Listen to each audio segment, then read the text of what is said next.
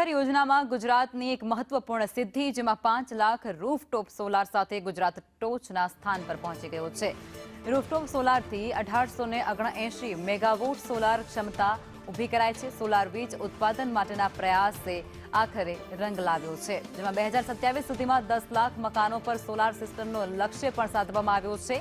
ગ્રાહકોને banking charge અને net metering એગ્રીમેન્ટમાંથી મુક્તિ આપવાનો પણ પ્રયાસ, જેમાં જિલ્લા પ્રમાણે રૂફટોપ આપવામાં આવશે।